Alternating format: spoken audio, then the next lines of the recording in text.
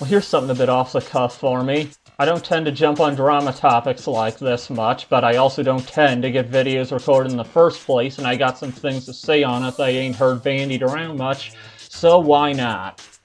That Nintendo tax, eh?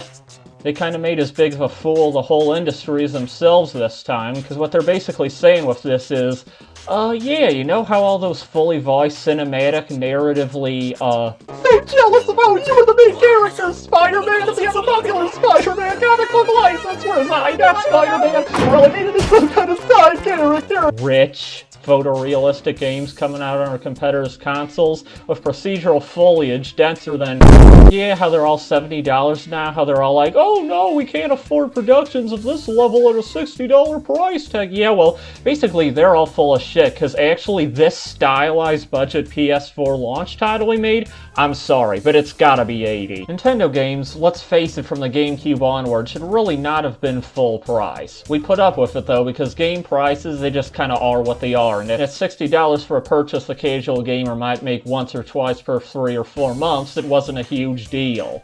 You could argue it was still too much, even for on-curve Xbox titles, but like, we didn't care a ton. What Nintendo's done here is utterly insane though, because they're leading a chart that we all knew the industry vipers were planning to make, but they're front-running when they oughta bagged, if you're catching my Joy-Con drift. If they'd waited for GTA 6 to probably launch at 100, then just a bit longer for COD to say, well, look at all these expensive set pieces, and Squeenix to say, well, look at all this bleeding edge CGI, they could have sidled up like, hey guys, look, Mario Kart, $80 digital is basically a budget game, eh? Instead, they're pulling this little stunt right when game prices are an explosive hot-button topic instead of a minor inconvenience, leading by example with about the least convincing examples the industry's got to offer. It kind of just blows the lid off the whole screwy pricing and budgeting model. This is basically the industry saying, you know what, fine, there's not actually any particular logic to how I price these, we're just going to complain about the economy, then ask for as much money as we think you'll pay, alright. Because I mean, imagine when the next COD or the next Final Fantasy does launch. What, you think they're gonna price on curve a friggin' last-gen looking game about a gorilla rooting around for bananas in the soil? No, of course they're not gonna do that. Heck, even money aside, they're practically being forced not to if they don't want to look like total rubes. Nintendo's almost playing a seemingly unintentional game of chicken with their competitors or something like, are you really gonna undercut this with that and still say your expenses are too high?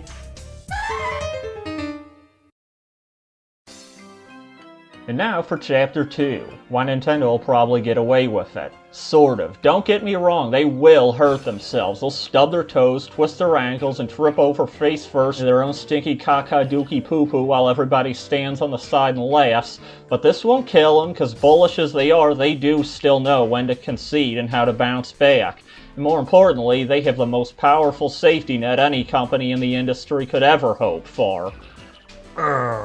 What? You ask. They're stale, boring, stagnant, and also dumb IPs for smelly babies. You cross your arms and shoot me a demeaning glance before unleashing a lazy one-handed key blast. Or what? Level design talents? Don't make me laugh. However, this is where I step out of the lingering smoke unscathed and now in my more powerful second form to lay down some harsh truth-telling that'll make you stand in place, emitting a series of sharp, bewildered grunting sounds. What you see, while Nintendo fails, does not even try to compete with its rivals in processing power and production scale, they have a secret weapon. Genre. What? That's right. They don't even try to compete with Nintendo in entire genres that still put out bestsellers to this very day. Tell me, Prince, who are you hoping will force Nintendo to price a kart racer competitively? No, it can't be. Yeah, for some reason, as much as people bang on about Nintendo's franchise recognition and franchise recognition and brand power, and even just the power of their brand and franchise, and even just the quality of their games, I barely ever hear this brought up. Nintendo doesn't just control your nostalgic attachment to characters and settings and like all that stuff. They also control almost every type of game that isn't about guns or fantastical creatures having gay sex, honestly, in the entire AAA space.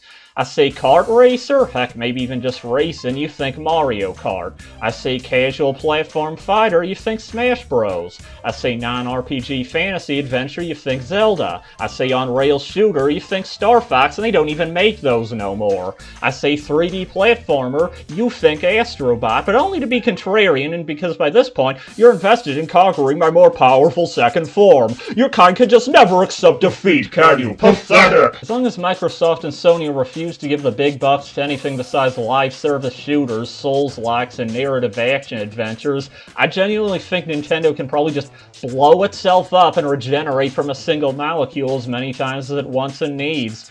I mean, what are people gonna buy? Dan Schneider's sweaty Soul Speedway USA? The all Nintendo has is IP crowd's right, actually, but that's only because the Mario license alone has more entire genre-divergent sub-franchises with 5+ entries each than most studios have successful trilogies. That, by the way, is the single self-regenerating molecule of which I speak. It doesn't even matter if Nintendo's bankrupted, liquidated, and sold in 20 pieces. Miyamoto, ownership of Mario, and one escape pod is all it'd take for a new studio to completely rebuild the empire from scratch in a matter of single-digit years, and that is a fact. Quote me on it. Quote me on it. Attribute that to me! Every other company that makes actual video games and has any clue what they're doing, emphasis on any clue, not much clue, by the way, gave up after a couple stabs at most of the things Nintendo's mastered and has just let them pull so far ahead that it might actually be too late to challenge them on their own turf anyway. And yes, as much as a lot of people in the space I inhabit won't like to hear this, even for indies. Now don't get me wrong, there are a few specific genres where indies have surpassed Nintendo, namely 2D platformers, but even I have to admit, in most places we're still lagging behind. Coincidentally enough, our place in the pecking order mirrors most of Nintendo's earlier rivals. Strong if not stronger in the core conventional genres like RPGs and strategy and action, but once we try to take what we've learned into the realms of 3D or driving funny small cars and winding circuits and up walls, our efforts often fall a little short. Terrible? Not necessarily. Magical, phenomenal, inspiring, best-selling, system-selling? No, or at least not enough to scare the board into giving Doug Bowser the so-long gay treatment anytime in the near future. Even projects helmed by industry veterans with heaping gobs of money thrown at them aren't guaranteed to bring the thunder. So, what can be done? Well, that's the funny thing. Exactly what everyone else has already said. The point of this rant wasn't to explain why Nintendo's beyond defeat, but just to clarify what I think their biggest strengths and weaknesses are. Simply saying boycott, buy old, buy indie isn't going to be enough. What needs to happen to humble them for good is for genuine competitors to rise, and that's going to take a concerted effort. It's going to take a full reversion of an ethos that's been brewing in every single other studio for 20 years now. It's going to take an industry-wide admission that the audience doesn't need to justify having fun to themselves by stopping every 10 minutes and watch depressed photorealistic women with big chins discuss how bad revenge is. It's going to take a simultaneous abandonment of Nintendo and a loud, clear signification that we do want something to come in and fill the void. If both aren't clearly happening at the same time, nothing will happen. If you buy Pizza Tower and your Switch 2 and post on Zitter about how it's better than the Super Wahoo Man before double dipping on Mario Wonder with an enhanced frame rate, that's not going to hurt their bottom line. If you just stand there holding your breath with crossed arms, absolutely refusing to buy Donkey Kong Bonanza and just play Fortnite instead, then maybe Donkey Kong Bonanza will underperform slightly. But would you look at that, Nintendo still earns enough yearly passive income to float a small Eastern European dictatorship just by Pokemon existing.